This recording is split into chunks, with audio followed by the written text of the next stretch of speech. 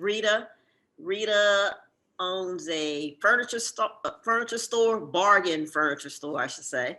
And she's a woman of a certain age, and she's bored now. She's been doing everything by the book, and paying taxes, being a model citizen, and now she's looking for some excitement, and she's ready to be about that life. And her relationship with Aquafina's character, they are at odds. Mm-hmm. Yes, they are. Yeah, so I'm Aquafina, and I play Mina, who I guess can be described as the small town criminal of this kind of this one town, and she's after Carl Buttons for reasons that you'll see in the movie. But Carl Button's brother, played by the amazing Jimmy Simpson, works at the furniture store that Wanda Sykes' character Rita works at, as well as Ellen Barkin's character as well works with you. It's funny as well. Yeah, and we have some scenes, me and Rita. Wanda, what was it like the first time you saw yourself in the wig? I said, I don't think this is a good idea. And then they showed me pictures of the other wigs that some of the other characters were wearing, and I was like, "Oh, I'll be fine. This isn't the worst one." Yeah. And then when I got to set and I saw Regina Hall's wig, I was like, "Oh, I'm fine. I'm good. I'm so good. This wig might just be too fancy." Yeah. Well, I think the women of Yuba County are diverse. I think they're all going through their own specific things, but I think they're all tied down to, I think that they all kind of make a decision at some point, whether we see it on screen or maybe it happened a little bit before, and they stick to that decision, and they're going to execute it as much as they can. So I think it's a very diverse scope of women. Were there ever moments shooting your scenes together when you broke character because you couldn't keep from laughing? There was I don't know if Wanda's had the flip on me. I had it with, especially when Wanda would hold the gun toward the end when I was, that was a hard scene. That was a hard scene to do. Yeah, I cracked up several times. Yeah. Especially I think it was actually both of those scenes, but the head button, the head butting. Yeah, you're gonna ask me, well, you gonna shoot me in my vagina? Oh, yeah. The headbutting one, I felt so I was like, what if I actually headbutt Wanda Sykes, man? That would be so bad. That would be real bad. You couldn't hurt that wig. You couldn't hurt that wig. Yeah, exactly. The wig put me out. So yeah, it's good. It's so much fun. It's just, I never felt stressed or like, oh man, when are we gonna wrap? It's collaborative, it's supportive, just having a good time. Yeah. And I think where we were, that was my first time in Natchez. And I think that, it's almost like Natchez was a co-star, Yeah. And so, and so Tate had this really cool, it was the first time also for me to be on kind of what he described as like a film camp. I'd never lived that close to my other co-stars and was able to kind of come in and see them all in the kitchen and stuff, which I thought was a really cool experience. But we were down in Natchez for a while shooting that. So I think Matthew Modine is probably still there. Over at the Natchez Grand. Yeah, I think so. It was fun. That was fun. Yeah. I think one of my favorite memories definitely with Wanda. I don't know if I can even talk about this, but go for it. Yeah. Well, one time we were, we had an off day and we wandered into a casino, a kind of a group of us, and I'll never forget this. But Wanda taught us craps, which I've never learned. She broke it down for us, and not only that, since then I've used this many times, but starting with $60 in the slots. That was a Wanda tip. And actually it's a really good margin to actually play for a while because I never played the slots for that long. But at some point, you feel like you're winning, so it's good. That's a great number. I don't know, but that was one of my favorite memories. There's also there are a lot of parties, a lot of kind of late night cookouts and stuff like that over at Tate's with the pool involved and things like that. So it was fun.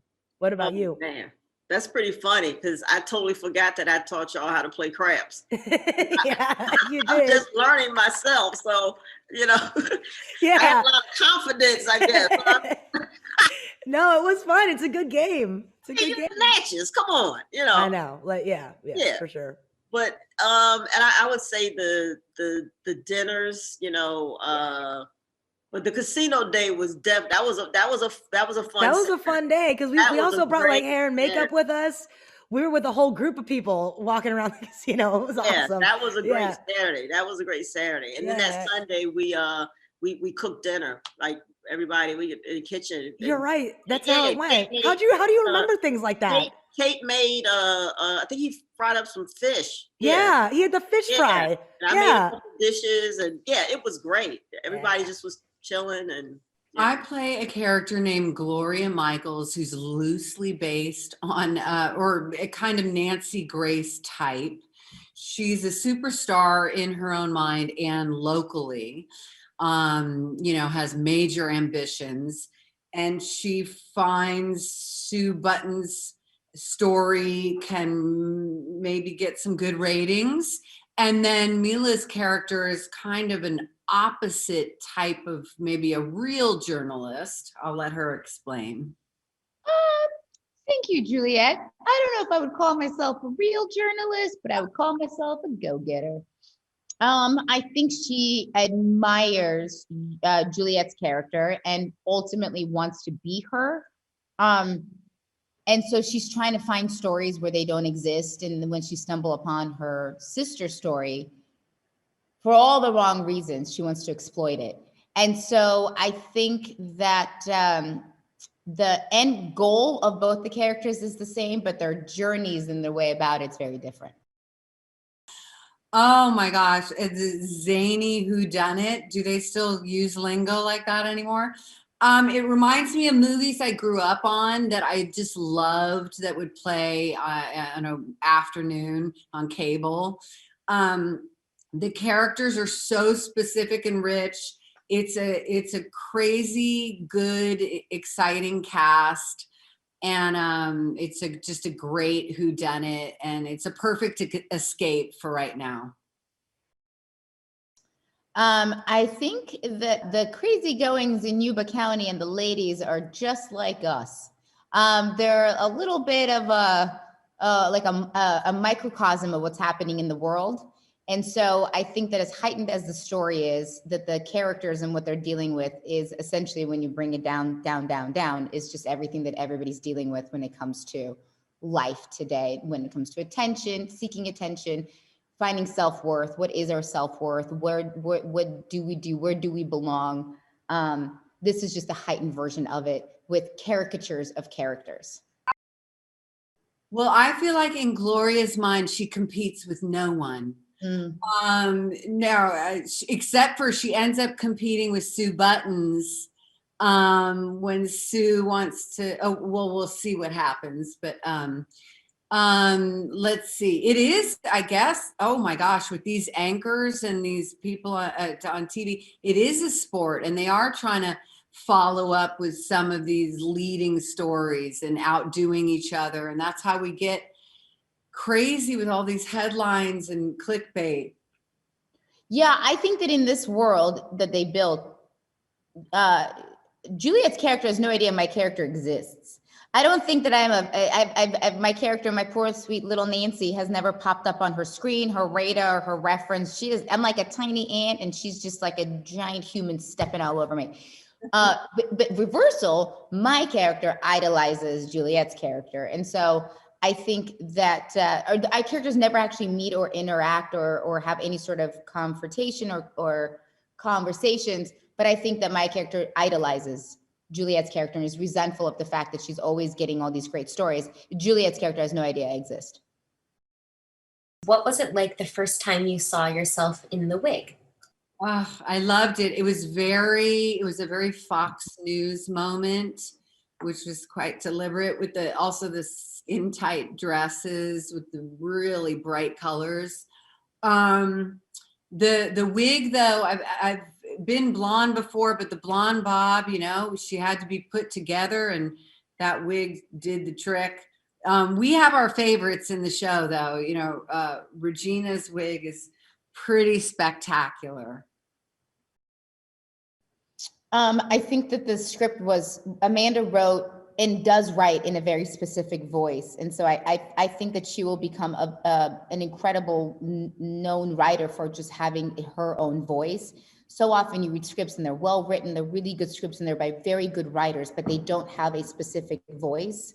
And she writes with a cadence, with a tone, with an inflection that's so specific to her that I think that you'll see movies like this for a very long time from her. So I found it to be wonderful to read, suspenseful, curious, but also in a tone that I hadn't read ever. And so I was just excited to read something that jumped off the page that made me excited.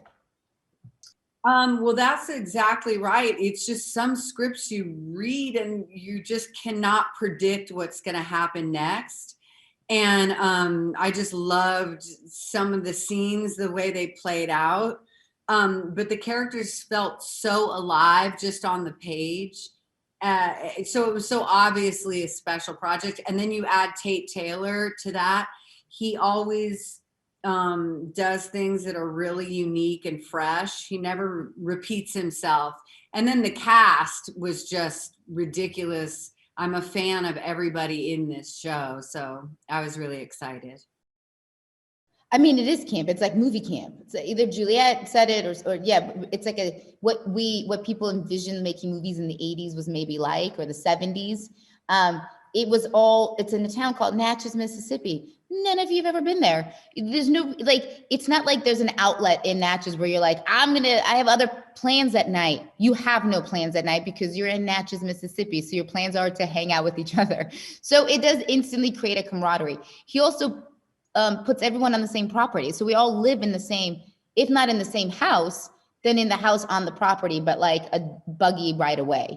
And so, the main kitchen was Tate's kitchen. And so and Friday nights after work, we would go to Tate's house and have dinner. Like my kids and my husband would genuinely go to Tate's house in the afternoon while I was shooting and have lunch from his refrigerator. Yeah. It was like the craziest, most collaborative environment. And if I wasn't shooting that night, then like Wanda would come into the kitchen in the morning and be like, "What's up?" And I was like, "What's happening?" Like it was the weirdest.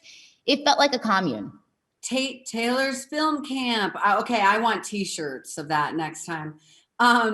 First of all, Tate is so special and talented. So it's one thing that he has this incredible Southern hospitality and you're going to have big dinners at his house and you're going to connect as people in a way you don't normally do on productions anymore. So that's really exciting. But also he has the talent to back up that kind of socializing. If it was just social and he wasn't a genius, it would not be the same. But he pushes you in your art. And so that's really thrilling. And tonally, this project is really strange. You can do it too big but he directs you to be right in the pocket. And so the whole thing's a really rich experience. I have so many. Wait, one favorite memory of film camp. I mean, mine is going to be about my kiddos because it was the first time that my kids, probably very illegal what I'm going to say, but rode an ATV.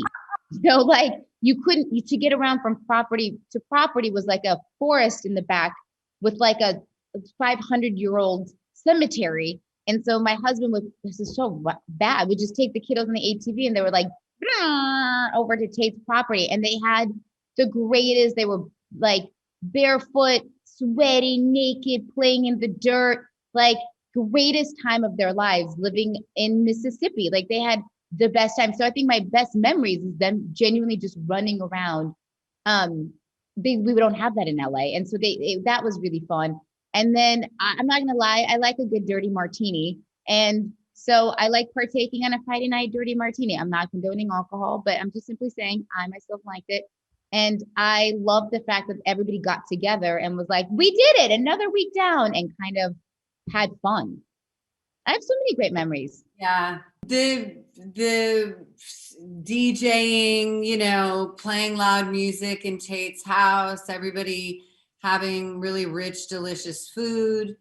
And then also just on set, I just love when I stretch in ways, you know, you want to be daring. And so the thing is, you want to make an ass out of yourself. You don't want to make an ass out of yourself, but you want to go the distance, and then you want to lean on your director to make you be more brave in your choices. And so one of the scene towards the end of the movie, this was really fun because Tate kept egging me and Allison on to just sort of one up each other in this interview.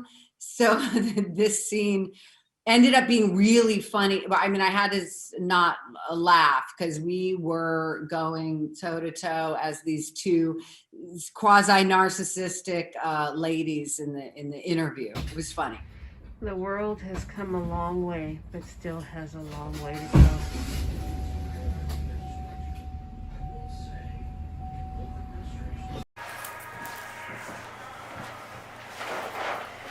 Thanks for watching. I'll see you guys next time.